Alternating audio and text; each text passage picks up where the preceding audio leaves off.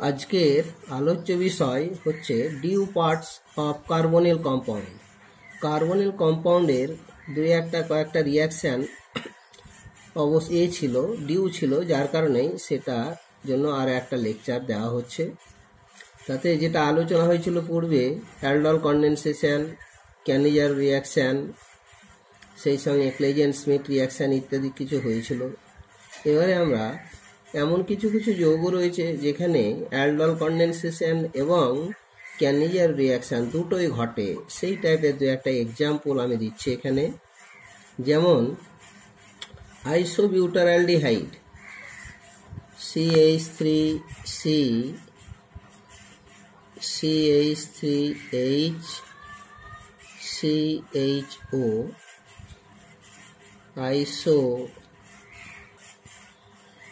একে যখন ক্ষারের সংস্পর্শে এসে যাবে, এই বেসটা এই অ্যাসিডিক হাইড্রোজেনটাকে টেনে নেওয়ার ফলে জল আকারে বেরিয়ে গেল। প্রথমে ইন্টারমিডিয়েট স্টেজে কার্বোয়ানায়ন তৈরি হলো, CH3C CH3-CHO। এই কার্বোয়ানায়নটা তুলনামূলকভাবে অস্থায়ী, তার কারণ দুটো মিথাইল গ্রুপের প্লাস আই এফেক্টের ফলে অ্যানায়নের অ্যানায়নিক চার্জ বেড়ে যাওয়ার কারণেই স্টেবিলিটি কিছু কমে যায়।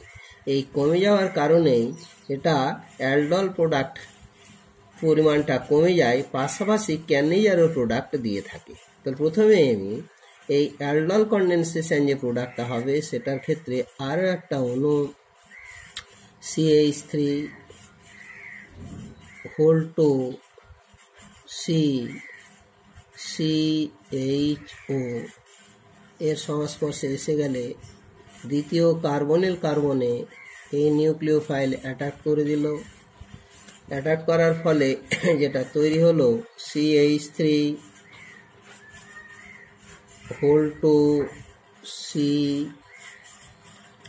এখানে CHCO H আর এখানে CH3CHO। পরবর্তীতে জল থেকে, দ্রাবক থেকে প্রোটনটা টেনে নিল, OH বেরিয়ে গেল। আবার এখান থেকে প্রোটন টেনে নিয়ে প্রাপ্ত অ্যালডল প্রোডাক্ট CH3CHOH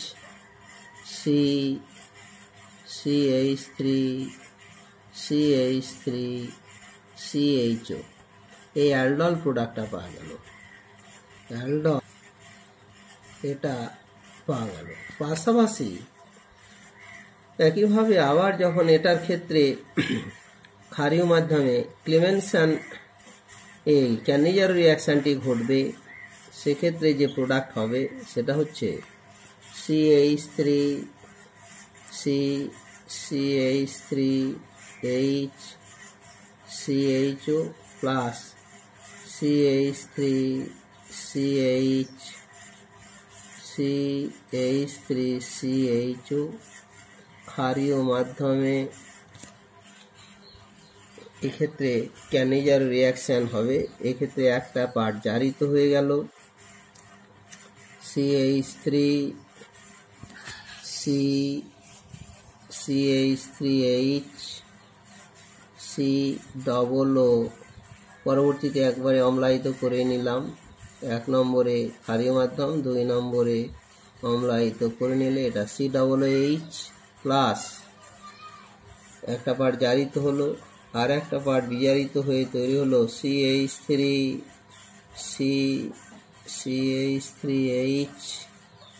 CH2OH। এই পার্টটা বিজারিত হলো। এরা হলো গিয়ে ক্যানিজারও প্রোডাক্ট। তাহলে দুটো রিয়াকশানই এটা দিচ্ছে। এবার আরও কিছু রিয়াকশান রয়েছে যেক্ষেত্রে কিছু অ্যালডল আবার কিছু ক্যানিজার রিয়াকশান ঘটবে, সেই টাইপের একটা এক্সাম্পল এটা 1 নম্বর এক্সাম্পল।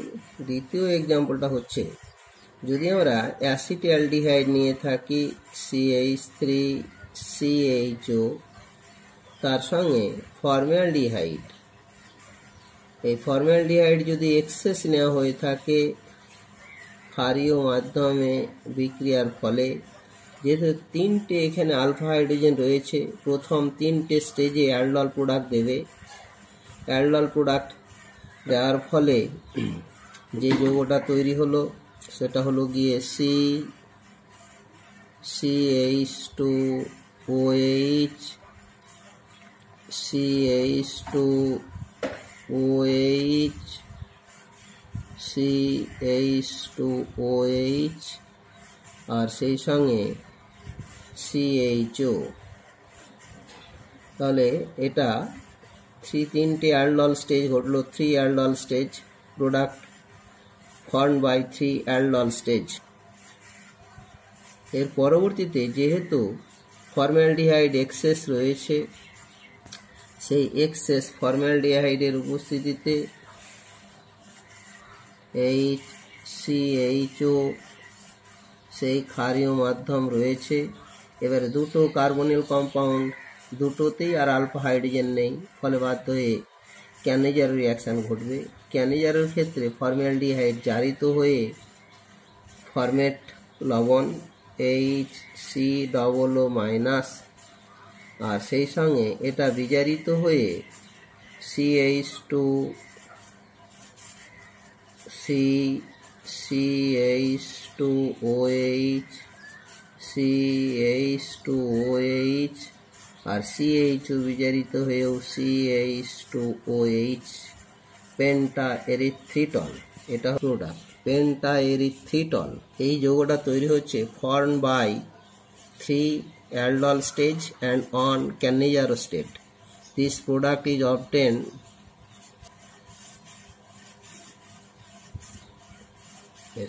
এই ক্ষেত্রে অবশ্য মিশ্র রিয়াকশানটা ঘটলো। এবারে আরও কিছু নেম রিয়াকশান ছিল, যেমন নেম রিয়াকশান হিসেবেতে থিসেঙ্কো রিয়াকশান।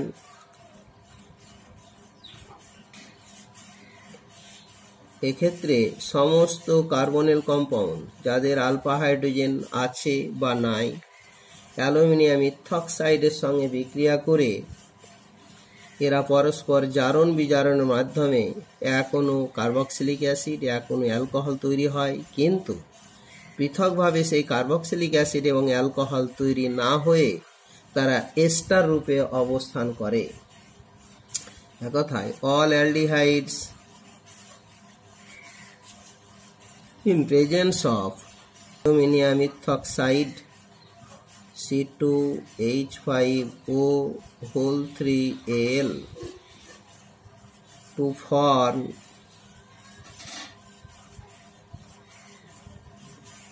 ester, মানে হলো কি কম্বিনেশন অফ অ্যাসিড, মানে কার্বক্সিলিক অ্যাসিড and alcohol, এরা কম্বাইন্ড রূপে থাকবে। This reaction is known as Thyssenko reaction. একটা এক্সাম্পল আকারে দিই, যে CH3CHO,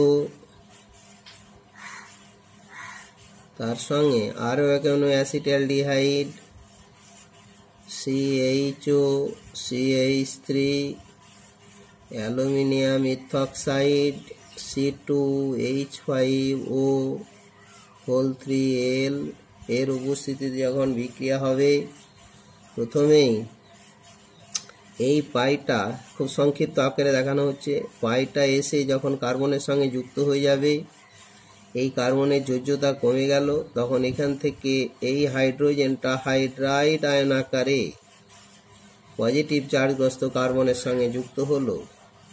ফাইনাল প্রোডাক্ট আকারে তৈরি হলো CH3COOCH2CH3, মানে C2H5 ইথাইল অ্যাসিটেট। এই এস্টারটি তৈরি হলো ইথাইল অ্যাসিটেট, এই এস্টার এটা তৈরি হলো। যদি এবারে আলফা হাইড্রোজেন বিহীন একটা কার্বনিল কম্পাউন্ড নিলাম, যেমন ফর্মালডিহাইড HCHO, আর এখনো ফর্মালডিহাইড ও ডবল বন্ড CHO, এরাও একইভাবে অ্যালুমিনিয়াম ইথক্সাইডের উপস্থিতিতে আবার পাই ইলেকট্রনটা কার্বনের সঙ্গে যুক্ত হয়ে গিয়ে হাইড্রাইডটা এখানে শিফট হলো, তৈরি হলো গিয়ে HC double bond OCH3 methyl formate এস্টারটি তৈরি হলো। যদি আমরা একটা বেঞ্জালডিহাইড নিয়ে থাকি PHCHO, তার সঙ্গে আর এখনো বেঞ্জালডিহাইড CHPH, ওই একইভাবে রিয়েজেন্ট নেওয়া হলো, তৈরি হলো গিয়ে PHCOOCH2PH বেঞ্জয়েট। এইভাবে সব এস্টারগুলো তৈরি হবে টিসেনকো রিয়াকশানের মাধ্যমে। আরও একটা রিয়াকশান যেটা হলো গিয়ে পারকিন রিয়াকশান, খুব গুরুত্বপূর্ণ রিয়াকশান। পারকিন রিয়াকশান এর ক্ষেত্রে অ্যারোমেটিক অ্যালডিহাইড, এক কথায় বেঞ্জালডিহাইড, আর তার সঙ্গে কমপক্ষে দুটো আলফা হাইড্রোজেন বিশিষ্ট অ্যালিফ্যাটিক অ্যাসিডের সোডিয়াম লবণ এবং সেই অ্যাসিডের অ্যানহাইড্রাইড 180 ডিগ্রি সেন্টিগ্রেড তাপমাত্রায় উত্তপ্ত করলে আনস্যাচুরেটেড কার্বক্সিলিক অ্যাসিডটা তৈরি হয়। এই বিক্রিয়াটির নাম হলো গিয়ে পারকিন রিয়াকশন। অর্থাৎ when benzaldehyde or any other aromatic aldehyde is heated with the anhydride of an aliphatic acid containing at least 2 alpha hydrogen in presence of its sodium salt to form an alpha beta unsaturated acid is known as Perkin reaction. একটা benzaldehyde C6H5CHO,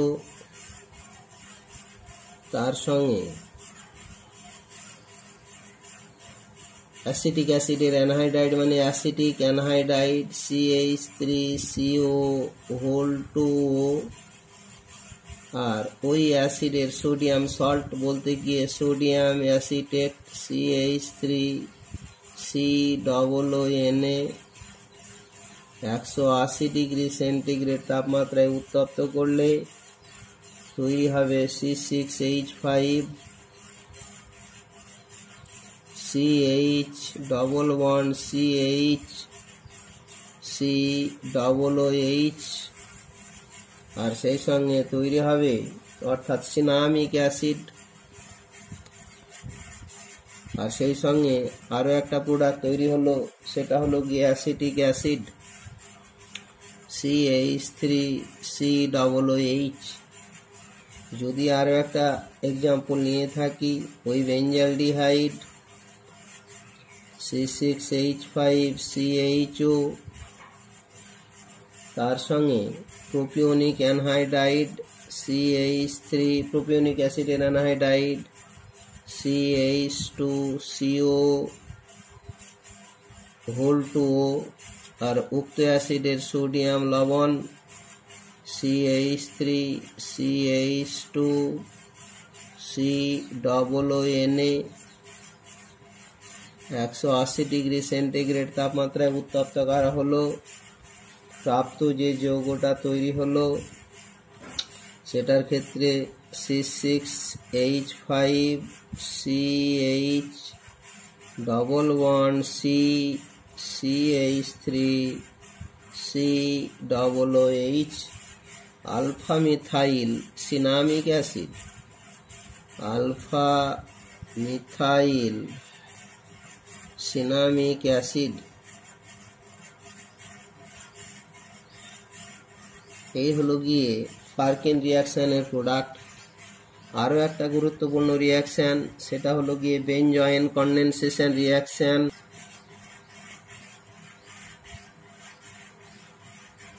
এক্ষেত্রেও aromatic aldehyde অর্থাৎ benzaldehyde, একে যখন অ্যালকোহলীয় জলীয় অ্যালকোহলীয় KCN সহযোগে রিপ্লেক্সড করা হয়, reflux মানে পাতন করা হয়, তখন 2 মোল বেনজালডিহাইড যুক্ত হয়ে বেনজয়েন জাতীয় কন্ডেনসেশন প্রোডাক্ট তৈরি হয়। ওই বেনজয়েনকে আবার নাইট্রিক অ্যাসিড দিয়ে জারিত করলে বেনজিল তৈরি হবে। সেই বেনজিলকে অ্যালকোহলীয় KOH দিয়ে আবার উত্তপ্ত করলেই একটা রিঅ্যারেঞ্জমেন্ট ঘটবে, নিয়ে বেনজিলিক অ্যাসিড তৈরি হবে। রিঅ্যারেঞ্জমেন্টের নাম হলো বেনজিলিক অ্যাসিড রিঅ্যারেঞ্জমেন্ট। অর্থাৎ benzaldehyde when refluxed with aqueous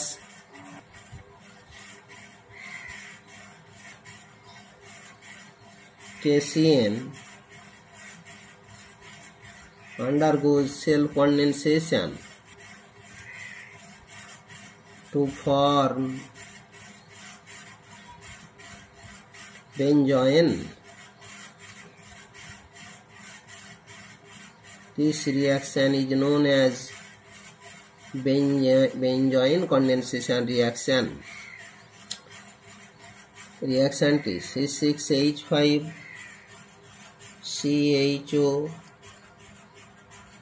তার সঙ্গে আর এক মোল C6H5CHO KCN জলীয় অ্যালকোহলীয় মানে অ্যাকুয়াস ইথানোলিক সলিউশন দিয়ে তৈরি হলো গিয়ে C6H5CHOH CO C6H5 বেনজয়েন। এই প্রোডাক্টটি তৈরি হলো। এখন এই বেনজয়েনকে যদি নাইট্রিক অ্যাসিড দ্বারা অক্সিডাইজ করা হয় HNO3, তাহলে এই সেকেন্ডারি অ্যালকোহল গ্রুপটা জারিত হয়ে তৈরি হবে গিয়ে CO কিটো গ্রুপে পরিণত হবে। বাকি CO C6H5 রয়েছে, এটা হলো গিয়ে বেনজিল। ই হলো ক্রিস্টালাইন একটা সলিড টাইপের যৌগ তৈরি হলো, নাম হলো বেনজিল। এই বেনজিলকে যদি আবার ইথানোলিক KOH দিয়ে উত্তপ্ত করা হয়, ইথানোলিক KOH দিয়ে তাপ দেওয়া হয়, এক্ষেত্রে একটা রিঅ্যারেঞ্জমেন্ট হবে, তৈরি হবে গিয়ে C6H5 অর্থাৎ PH CPH OH COOK potassium salt of benzoic acid, potassium salt of benzoic acid। একে যদি অম্লায়িত করা হয় অ্যাসিড দেওয়া হয় তাহলে বেঞ্জিলিক অ্যাসিড তৈরি হবে পিএইচ CPHOH COOH বেঞ্জিলিক অ্যাসিড তৈরি হবে। এক্ষেত্রে যে রিঅ্যারেঞ্জমেন্টটা হলো, এক্ষেত্রে একটা রিঅ্যারেঞ্জমেন্ট হলো, সেটা হলো formed by benzilic acid rearrangement, বা this rearrangement is known as benzilic acid rearrangement. আরও একটা রিয়াকশান রয়েছে, সেটা হলো গিয়ে উইটিক রিয়াকশান। এটার ক্ষেত্রে অবশ্যই একটি মেকানিজমটা বলে নিই। প্রথমেই শুধু বেঞ্জয়েন কন্ডেনসেশনের ক্ষেত্রে C6H5CHO পরবর্তীতে যখন KCN থেকে প্রাপ্ত সাইনাইড এই নিউক্লিওফাইল এসে যাবে, পাই ইলেকট্রন অক্সিজেন টেনে নিল, নিউক্লিওফাইল কার্বনকে অ্যাটাক করে নিল, তৈরি হলো C6H5CO-CNH। তারপরে যেটা হয় কি, cyanide strong electron withdrawing group electron টেনে নিলে, এই বন্ধনটা কার্বন টেনে নিলে হাইড্রোজেনটা প্রোটন আকারে গিয়ে অক্সিজেনের সঙ্গে যুক্ত হয়ে যাবে, তৈরি হবে C6H5COH-CN। এটা বেঞ্জয়েন কন্ডেনসেশনের ক্ষেত্রে গুরুত্বপূর্ণ ইন্টারমিডিয়েট, এটা রিঅ্যাক্টিভ ইন্টারমিডিয়েট, এটা তৈরি হলো। তার পরবর্তী স্টেজে এবার আর এক মোল যখন বেঞ্জালডিহাইডের সংস্পর্শে এসে যাবে, C6H5CHO, তৃতীয় কার্বনিল কার্বন অক্সিজেনটা যখন পাই ইলেকট্রন টেনে নেবে, এই নিউক্লিওফাইল খুব সহজেই অ্যাটাক করে দেবে। অ্যাটাক করার ফলে যেটা তৈরি হলো C6H5COH-CN, তারপরে CO-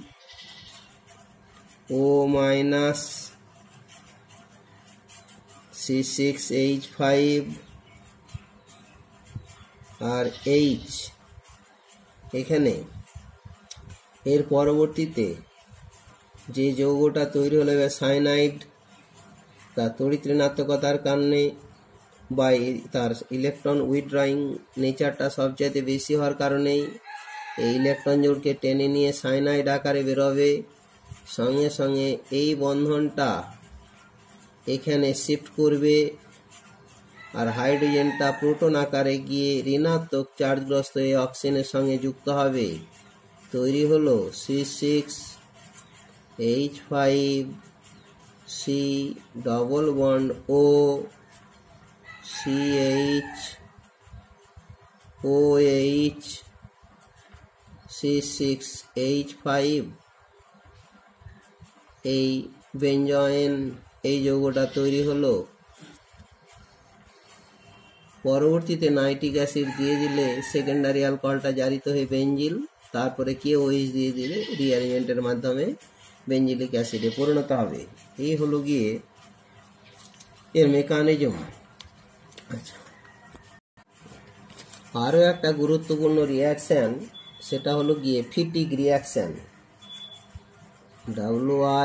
WITTI, যে উইটিক রিয়াকশান বা ফিটিক রিয়াকশান বলি। এদের ক্ষেত্রে যে কোনো একটা কার্বনিল কম্পাউন্ড, অর্থাৎ R1C double bond O, R1 R2 এরা হাইড্রোজেন হতে পারে বা অ্যালকিল হতে পারে, একই অ্যালকিল গ্রুপ বা বিভিন্ন অ্যালকিল গ্রুপ হতে পারে ইত্যাদি। তার সঙ্গে একটি অ্যালকিল হ্যালাইড, সেটার ক্ষেত্রে যার মধ্যে কমপক্ষে একটি আলফা হাইড্রোজেন থাকবে, R3R4HX, অর্থাৎ এই যে alkyl halide containing at least one alpha hydrogen, alkyl হ্যালাইডের ক্ষেত্রে containing at least one alpha hydrogen, সেই জাতীয় একটা অ্যালকিল হ্যালাইড এরা ট্রাইফিনাইল ফসফিনের উপস্থিতিতে PH3P আর সেই সঙ্গে একটা strong base means phenyl lithium or any strong base, তাহলে ফিনাইল লিথিয়াম এর সঙ্গে বিক্রিয়া করলেই তৈরি হবে অক্সিজেনটা ট্রাইফিনাইল ফসফিনের সঙ্গে যুক্ত হয়ে PH3P ডবল বন্ড ও ট্রাইফিনাইল ফসফিন অক্সাইড তৈরি হবে। আর সেই সঙ্গে এখানে হাইড্রোজেন আর হ্যালোজেন বেরিয়ে যাবে। হ্যালোজেনটা তো লিথিয়ামের সঙ্গে যুক্ত হয়ে লিথিয়াম হ্যালাইড আকারে বেরিয়ে গেল, আর এই হাইড্রোজেনটা ফিনাইল শক্তিশালী বেসের সঙ্গে যুক্ত হয়ে বেঞ্জিন আকারে তৈরি হলো।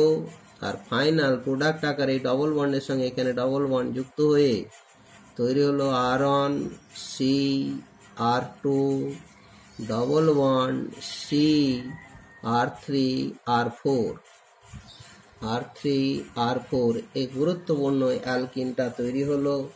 এখন এক্ষেত্রে আমরা যে কোনো ক্যাটাগরির অ্যালকিন তৈরি করতে পারবো, যে কোনো কার্বন সংখ্যাযুক্ত অ্যালকিন তৈরি করতে পারবো, শুধুমাত্র কার্বনিল কম্পাউন্ডটাকে সিলেক্ট করে নিয়ে আর অ্যালকিল হ্যালাইডের এই আরগুলোকে সিলেক্ট করে নিয়ে সেই টাইপের আমরা তৈরি করে নেব। যেমন যদি বলি একটা এক্সাম্পল আকারে যে সাইক্লোহেক্সানন এই একটা কার্বনিল কম্পাউন্ড থেকে যদি এই অ্যালকেনটা তৈরি করি C6H5 ডবল বন্ড CH2, তাহলে এটা খুব সহজেই তৈরি করা যাবে যে উইটিক বা ফিটিক রিয়াকশানের মাধ্যমে। সেক্ষেত্রে CH2 মানে এই যে অ্যালকিল হ্যালাইডের এই দুটোই হাইড্রোজেন আর একটা তো হাইড্রোজেন থাকবেই, তাহলে আমাদের নিতে হবে methyl halide CH3X methyl halide, আর সেই সঙ্গে ট্রাইফিনাইল ফসফিন আর ফিনাইল লিথিয়াম নিয়েই মোটামুটি বাকি প্রোডাক্টগুলো যেগুলো তৈরি হয়েছিল যথারীতি তৈরি হবে। আর সেই সঙ্গে এই কার্বন কার্বন ডবল বন্ডেড কম্পাউন্ডটা অর্থাৎ এখানে দ্বিবন্ধনযুক্ত CH2 যুক্ত করে যে প্রাপ্ত যৌগ অ্যালকেনটা তৈরি হলো। আচ্ছা, এটা হলো গিয়ে উইটিক রিয়াকশান। এই টাইপের ইচ্ছে মতো আমরা যে কোনো অ্যালকেন তৈরি করে নিতে পারবো। আমরা আরও কিছু কার্বনিল কম্পাউন্ডের কিছু স্পেশাল টাইপ অফ রিয়াকশান রয়েছে, সেগুলো কয়েকটা এক্সাম্পল দিচ্ছি। সাম স্পেশাল টাইপ অফ, যেটা জেনারেল রিয়াকশানগুলোর ক্ষেত্রে আলোচনা করা হয়নি, এদের ক্ষেত্রে এরা বিশেষ এই রিয়াকশানগুলো দিয়ে থাকে, তাই আলাদাভাবে আলোচনা করা হলো।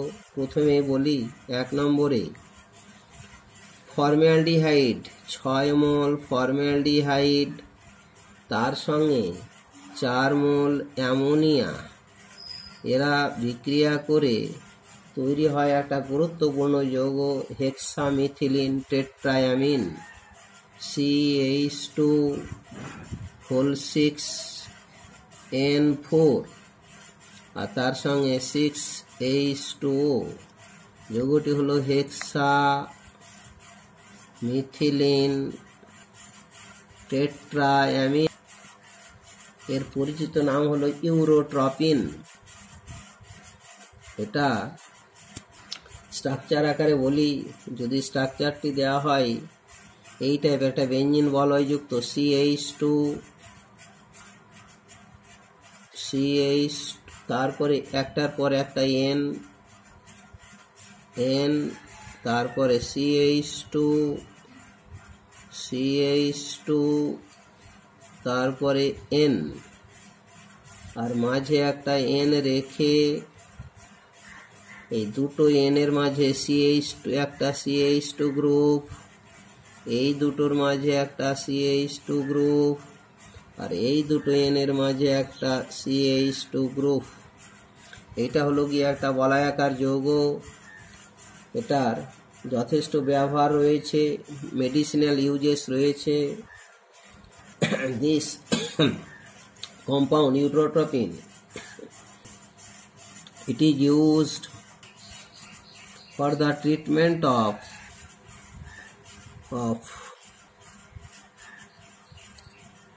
gout, মানে বিশেষ করে জয়েন্টের যে ব্যথা অথবা বাত, অ্যান্ড রিউম্যাথিজম।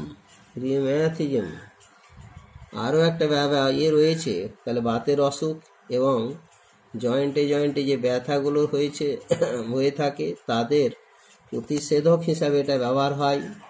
আর সেই সঙ্গে এই যৌগটার আরও একটা গুরুত্বপূর্ণ ব্যবহার রয়েছে, একটা তীব্র বিস্ফোরক পদার্থ হিসাবে, যেটাকে আমরা RDX বলি, যেটা সাইক্লোনাইট, সেই সাইক্লোনাইট তৈরির ক্ষেত্রে এটা ব্যবহার হয়।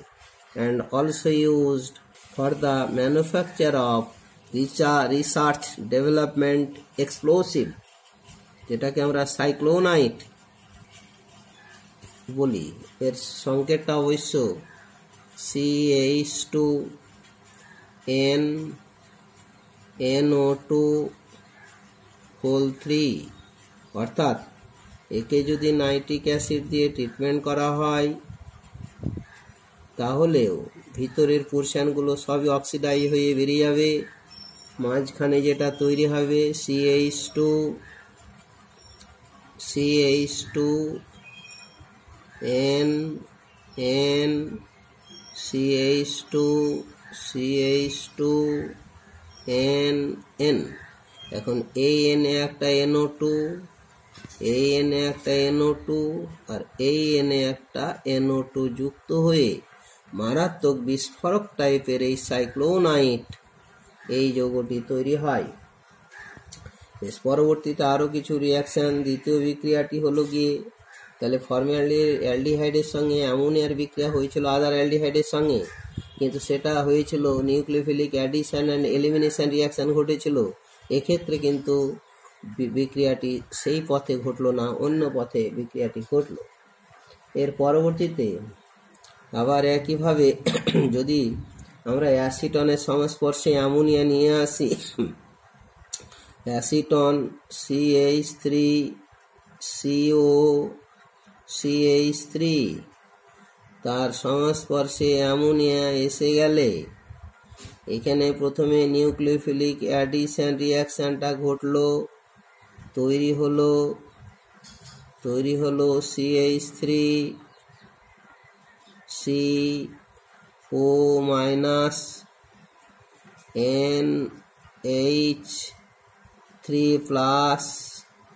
আর CH3।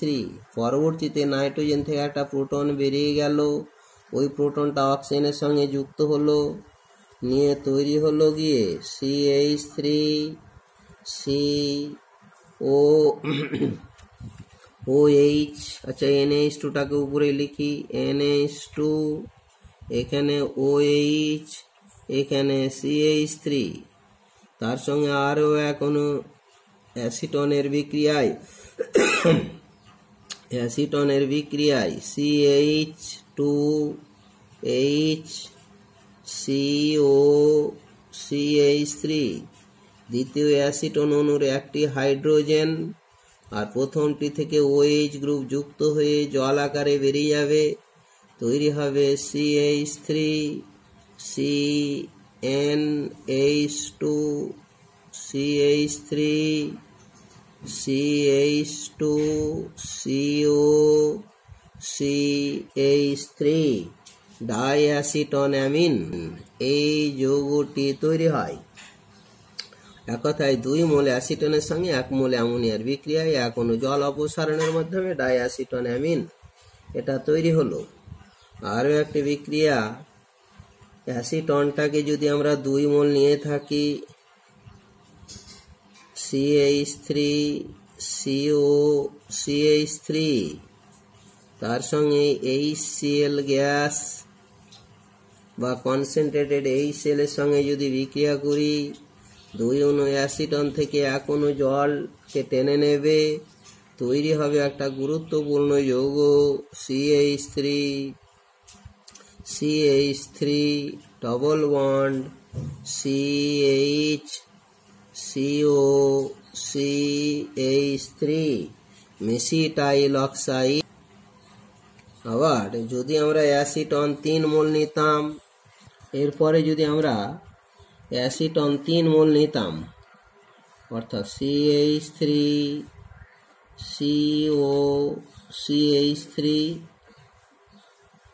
তার সঙ্গে CH মানে CH3CO আবার CH3, তৃতীয় মোলটা হলো গিয়ে CH3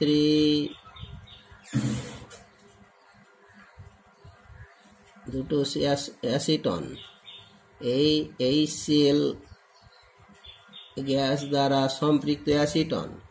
এক্ষেত্রে 3 মোল অ্যাসিটন থেকে এখানে 1 মোল জল বেরিয়ে গেল, এখানে আর 1 মোল জল বেরিয়ে গেল, 2 মোল জলের অপসারণ ঘটল, তৈরি হলো CH3